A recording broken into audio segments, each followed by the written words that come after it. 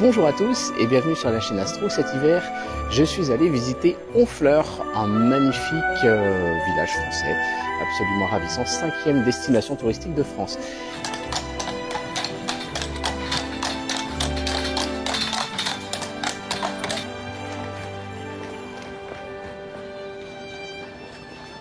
Et je suis donc tombé sur ce magasin Au Joyau de la Nature, un magasin qui vend des magnifiques pierres extraites du sol de la Terre. Et je crois que là-dedans, il y a un passionné, un géologue passionné, et je lui ai proposé de nous présenter un petit peu ces merveilles qui nous disent beaucoup de choses sur l'histoire de notre planète et sur l'histoire de la formation des planètes telluriques du système solaire.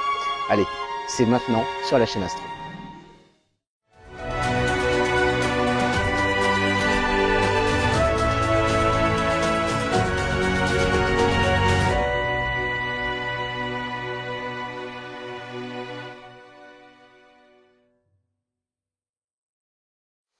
Alors j'ai le plaisir de vous présenter Christophe. Christophe Bonjour. est géologue.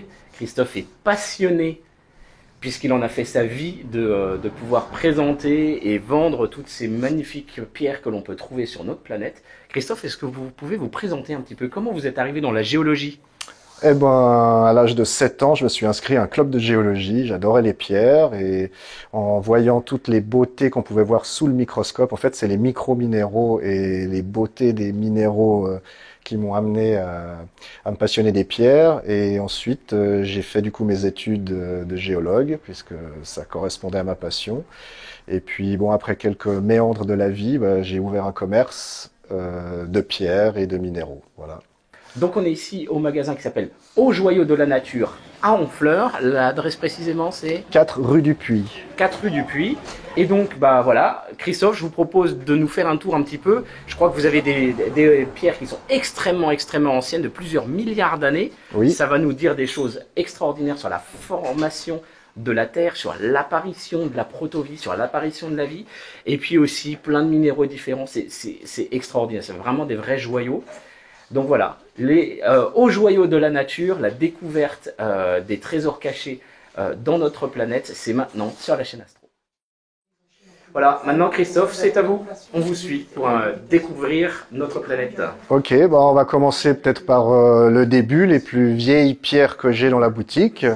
Donc des pierres de 3,4 milliards d'années. Donc elles sont ici. Donc ici, vous avez ces deux plaques blanches et la plaque beige. C'est les premières traces de tapis bactériens qu'on ait trouvé sur la planète. Donc à cette époque-là, il n'y avait pas d'oxygène du tout dans l'atmosphère. Ces bactéries-là, elles vivaient grâce au méthane, c'est des cyanobactéries, ou grâce à d'autres substances qui leur permettaient de tirer leur énergie. Et si on devait trouver de la vie sur Mars, ce serait sans doute ce genre de structure qui apparaîtrait.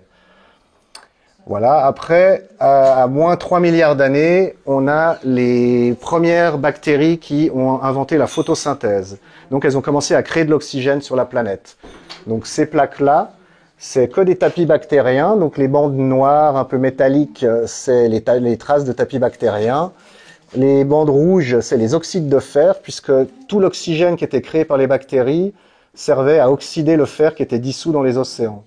Et on a aussi un peu d'œil de tigre qui donne la beauté des pierres. Bon, la formation est un peu plus mystérieuse. Et le côté ondulé de ces pierres, c'est ce qu'on appelle en géologie des slumps. C'est-à-dire, c'est des coulées de boue. C'est ces tapis bactériens qui étaient sur une pente au bord d'un bassin profond. Et la pente, la boue s'est mise à plisser. Et donc, ces plissements se sont formés avant la formation de la roche. C'est vraiment magnifique. Ah oui, c'est très très beau, hein, l'œil de fer. Alors ensuite, 300 millions d'années plus tard, donc à moins 2,7 milliards d'années, on a les premiers stromatolites. Alors les stromatolites, c'est des colonies bactériennes. Donc ces petits monticules là, un peu foncés, ou comme ici, ces petites montagnes là, ou ici, ces formes ondulées, c'est les premiers stromatolites. Donc c'est les premières colonies bactériennes. Et à cette époque-là, donc, elles créaient beaucoup d'oxygène, mais l'oxygène n'arrivait pas à atteindre l'atmosphère, puisque les océans étant saturés en fer à cause du volcanisme sous-marin, tout l'oxygène créé par les bactéries était capturé par le fer, et donc une pluie d'oxyde de fer tombait au fond de l'océan. ce qui donne ces couleurs rouges, orange, même les couleurs verdâtres, c'est l'hématite qui colore ces roches. Et donc pendant en fait 1 milliard d'années, donc de moins 3 milliards d'années à moins 2 milliards d'années, tout l'oxygène créé par les bactéries n'a servi qu'à oxyder le fer. Et à partir de 2 milliards d'années, l'oxygène a enfin pu passer dans l'atmosphère, créer ainsi la couche d'ozone, protégeant ainsi la surface de la Terre des rayonnements ultraviolets. Et donc la vie a pu commencer à coloniser les continents et aussi les algues et toutes les micro-planctons ont pu commencer à vivre à la surface de l'océan puisqu'ils ont été protégés des ultraviolets grâce à la couche d'ozone. Alors, vous nous disiez qu'il était justement impossible de trouver du fer à l'état pur aujourd'hui, Oui. Justement à cause de ça. Oui, alors en fait, le fer à l'état pur sur la planète n'existe pas parce qu'il est soit oxydé, soit c'est un sulfure de fer. En fait, quand on trouve du fer pur sur Terre, c'est soit une météorite, donc une météorite ferro-nickel, qui est un ancien noyau planétaire ou de protoplanètes, au début de la formation du système solaire, il y avait un peu plus de planètes qu'aujourd'hui, et il y a eu quelques-unes qui ont subi des collisions, qui ont explosé, et le noyau central, qui est formé de fer et de nickel, la même chose qu'on a au cœur, au centre de la Terre. On a un noyau à 80% de fer et 20% de nickel.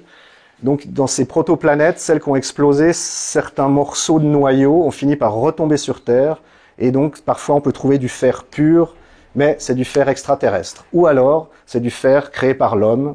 Ce qui arrive souvent, on m'amène souvent des pierres en me disant « Oh, j'ai trouvé une météorite ». Mais en réalité, c'est souvent des résidus de hauts fourneaux qui datent d'ailleurs de l'âge du fer ou plus récent. Bon, là, vous fumez du bois fossile. Bon, voilà, c'est quand il y a des grandes coulées de boue, ce qu'on appelle souvent des lahars, des coulées de cendres volcaniques. C'est de la boue chargée de cendres et d'eau. Ça couche des forêts, ça recouvre les forêts, ce qui les isole de l'oxydation, ça les isole de l'oxygène.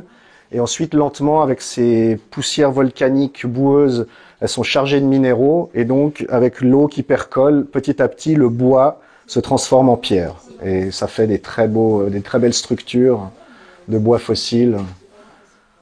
Et si on revient aux bactéries, il restait encore cette curiosité ici, qui sont le top de l'évolution des bactéries sur Terre. Donc là, on est vers moins 700 millions d'années. Et c'est la seule fois où les bactéries ont commencé à faire des colonies symétriques. Donc là, on voit bien la symétrie. Là, les petites zones marron foncé, c'est les anciennes colonies, donc des stromatolites, avec une structure symétrique. Mais ça n'a pas duré longtemps parce que juste après, il y a eu l'explosion cambrienne, c'est-à-dire l'explosion de la vie comme on la trouve aujourd'hui. Et cette vie s'est attaquée à ces bactéries et elles ont disparu. Et les bactéries sont revenues à la forme, on va dire, ancestrale des stromatolites. Ça ressemble à des bites d'amarrage ou à des champignons genre veste de loup qu'on peut trouver dans les prés. Et elles se dispersent de manière un peu chaotique, aléatoire. Ça fait juste comme des groupements de champignons noirs. Ou qui sont actuellement, on ne connaît que 2 endroits pour trouver des stromatolites vivants.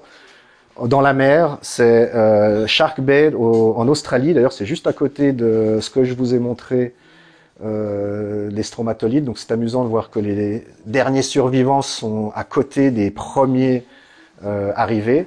Et on en trouve aussi aux Bahamas. Il y a 2 endroits sur Terre où on trouve des stromatolites vivants. Et puis, on les trouve aussi dans les sources d'eau chaude, ou ce qu'on appelle les extrémophiles, où là, les stromatolites sont beaucoup plus petits. Mais en fait, pour que les stromatolites puissent vivre, il faut que les conditions empêchent les prédateurs de les attaquer, parce que c'est vraiment le début de la chaîne alimentaire. Donc à Shark Bay, aux Bahamas, les prédateurs peuvent pas les atteindre parce que c'est des grandes baies où l'eau est très chaude, où à marée basse, le sel cristallise sur les stromatolites. En fait, c'est des conditions extrêmement difficiles pour la vie et seules ces bactéries arrivent à survivre dans ces milieux. C'est pour ça qu'elles sont toujours là. Ok, alors on voit plein d'autres magnifiques roches, magnifiques cristaux, etc. Vous pouvez nous en présenter quelques-unes là. Donc là, on n'est plus strictement dans la partie bactérienne et apparition de la vie, mais il y a quand même des cristaux qui sont tellement insolites, tellement magnifiques, qui renvoient la lumière d'une façon surnaturelle. Vraiment, est-ce que vous pouvez nous expliquer ça ? Alors ça c'est le développement de la matière. Donc vous savez que le soleil crée les éléments.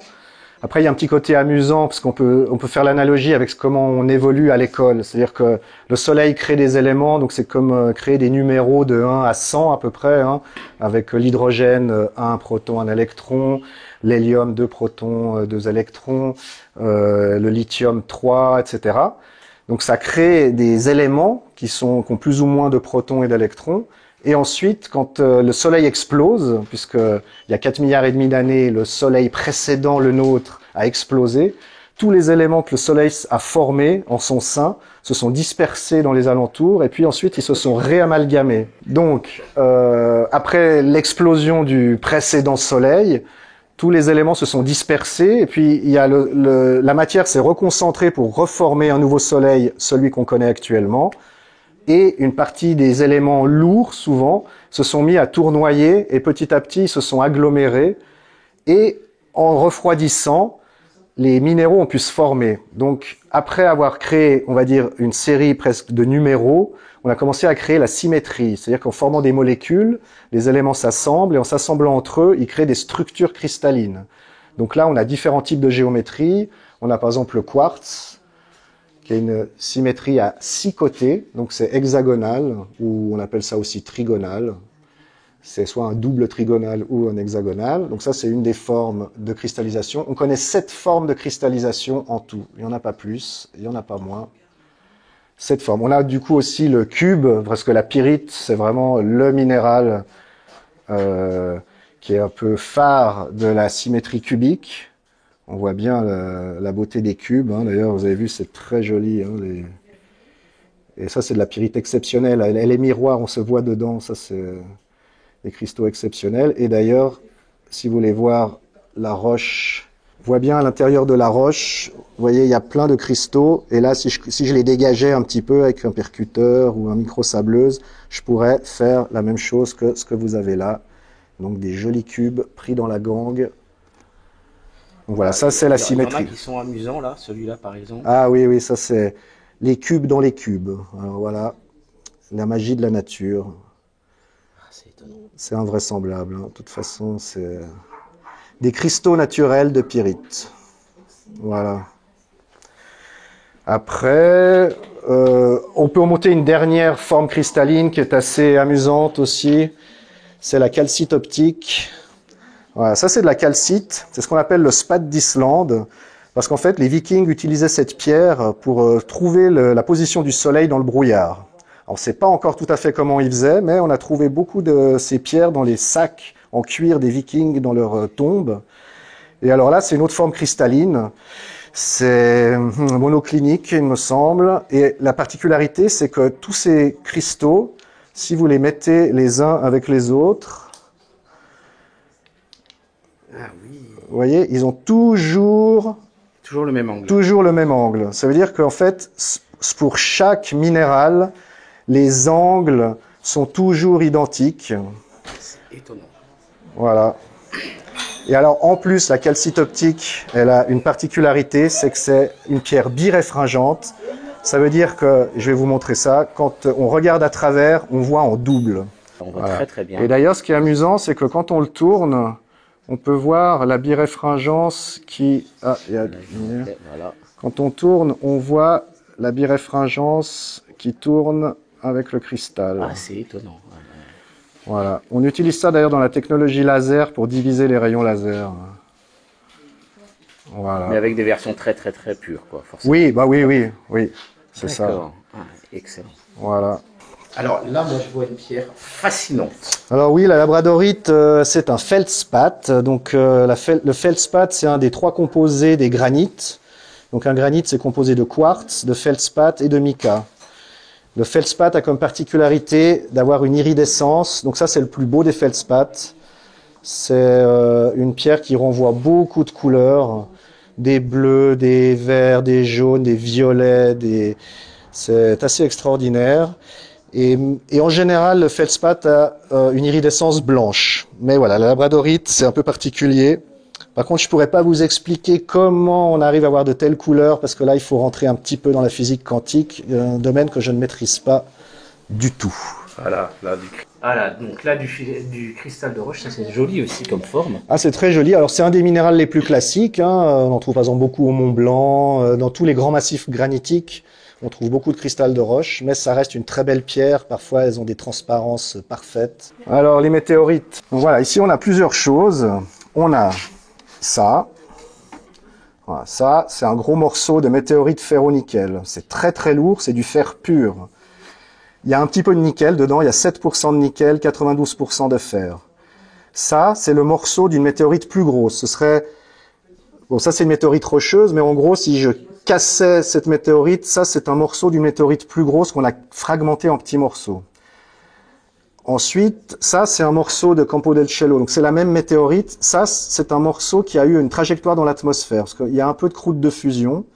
Parce qu'en fait, Campo del Cielo, qui était une météorite géante, au moment où elle est rentrée dans l'atmosphère, elle s'est fragmentée en plein de morceaux, et ça, c'est un des morceaux de la météorite Campo del Cielo. Voilà. Après, là, vous avez les chondrites. Donc ça, c'est des météorites rocheuses. Donc, météorites rocheuses, c'est plutôt du manteau planétaire. Oui, c'est vrai, ce que j'ai pas dit, c'est que les météorites ferro-nickel, c'est un ancien noyau planétaire. Donc, au début du système solaire, il y avait un peu plus que nos 7, 8 ou 9 planètes, hein, on sait plus trop, hein. On n'est pas encore sûr. Protoplanétaire, donc voilà. Il y avait plein de trucs. Voilà, il y avait plein de trucs, et certaines ont explosé, ont eu des collisions avec des très gros astéroïdes, et donc ça, c'est un noyau protoplanétaire. Au centre de la Terre, on a le même noyau, sauf qu'on estime 80% de fer, 20% de nickel pour la Terre. Après, on a, petite particularité, les figures de Widmanstätten. Donc, c'est souvent ce qu'on voit dans les musées. Voilà. Donc, les petites stries que vous voyez, c'est en fait l'association du fer et du nickel qui donne ces petites structures. Là, il y a eu un petit passage à l'acide pour les faire ressortir. Et donc, ça, il faut un corps, je crois, qui doit faire au moins 10 km de diamètre pour avoir des structures de ce type, fer-nickel. Juste derrière, vous avez les palasites. Donc ça, les petites structures un peu marron-vert, c'est de l'olivine. Et la gangue qui englobe ces petits minéraux, c'est une gangue ferro-nickel. Donc là, on est entre le noyau et le manteau de la protoplanète qui a donc explosé au moment de la création du système solaire. Donc tout ça à peu près 4,5 milliards d'années. Hein. Ensuite, on a aussi une particularité, c'est ces deux choses. C'est du verre libique. On pense que c'est l'impact d'une comète sur la Terre. Donc parfois, quand des météorites ou des astéroïdes percutent la Terre, quand ils la percutent de manière quasiment horizontale, au moment de l'atterrissage quasiment de la comète ou de la météorite, tout ce qui est sableux se vitrifie au moment de l'impact de la météorite. Et donc ça forme du verre d'impact. Donc ça, c'est le verre libique, sans doute un verre de comète, et la moldavite, qui est un verre d'impact très connu, qui se trouve donc entre la Moldavie et la Tchéquie, et qui est donc du sable vitrifié par l'impact d'une météorite. Et puis, j'ai une petite dernière chose amusante, c'est ces météorites, on appelle ça des impact melt. Vous pouvez voir la différence, la zone claire et la zone foncée, c'est deux roches différentes et en fait elles ont fusionné lors d'un impact dans le cosmos. Donc c'est des choses assez rares et assez particulières, c'est des météorites composites. Voilà. Bon après on pourrait vous montrer plein de trucs, hein. C'est les fulgurites, ça c'est les traces de passage de la foudre. Alors je vais prendre la grosse, là on la voit bien, elle est très jolie. Voilà, la foudre est passée à travers ce trou et ça se fait aussi dans le désert. C'est la foudre qui percute le sable, qui va souvent percuter du minerai de fer en profondeur. Et sur le passage de la foudre, le sable est vitrifié. Du coup, il agglomère le sable et ça fait ces structures qui sont très légères d'ailleurs. Et on appelle ça des fulgurites. C'est des pierres qui se sont formées avec l'impact de la foudre. Magnifique. Voilà. Bon, on va terminer peut-être avec une curiosité quand même. Ça. Ah, l'os de mammouth. Alors ça, c'est le legs de mon arrière. Non. Ça, c'est des os qu'on trouve au fond de la mer du Nord, parce que il y a 50 000 ans, pendant la dernière grande glaciation, le niveau de la mer a baissé à moins 100 mètres, et la moyenne du fond de la mer du Nord est à 50 mètres. Donc, pendant les grandes glaciations, la mer du Nord n'existe plus. ça devient des territoires avec des forêts, des marécages. Et il y a 50 000 ans, il y avait des chasseurs-cueilleurs, donc nos ancêtres. Il y avait des mammouths, dont voilà un fémur de mammouth. Il y avait des rhinocéros laineux, des chevaux, des élans avec des ramures géantes. Enfin, il y avait toute une faune. Et aujourd'hui, les pêcheurs, quand ils draguent le fond de la mer du Nord pour le poisson, eh ben, souvent ils remontent des ossements de ce type. Et certains finissent dans le commerce, d'autres dans les musées. En général, dans les musées, souvent on a des mammouths complètement reconstitués. Nous, on a quelques pièces détachées. Oui, alors là, vous avez des fances de mammouth, des vertèbres de mammouth, des dents de mammouth. Ça, c'est une corne de bison avec un bout du crâne du bison. Tout ça, alors, certaines viennent aussi de carrières en Allemagne, puisque souvent dans les gravières, les mammouths ou autres animaux qui meurent, parce que souvent ils vont là où il y a de l'eau, ils se font enfouir dans les graviers, et ensuite quand on exploite les gravières, on peut aussi retrouver différents types d'ossements. Donc j'ai deux provenances en fait pour mes os quaternaires, donc assez récents, donc des os d'animaux que nos ancêtres ont chassés. C'est soit le fond de la mer du Nord, soit certaines gravières. Voilà, vous avez vraiment des très très belles roches en tout genre. On n'aura pas le temps d'en parler de toutes, hein, mais elles sont vraiment... Voilà, donc j'espère que cet épisode vous aura plu. Merci beaucoup Christophe pour avoir accepté, voilà, comme ça, au pied levé, cette découverte de votre passion et de votre magasin. Donc au Joyau de la Nature, vous trouverez ce magasin à Honfleur et je vous le recommande, il y a vraiment beaucoup de choses. Et puis voilà, Christophe vous trouvera certainement des pierres qui vont vous intéresser. Allez, on vous dit à bientôt. Merci. Salut. Au revoir.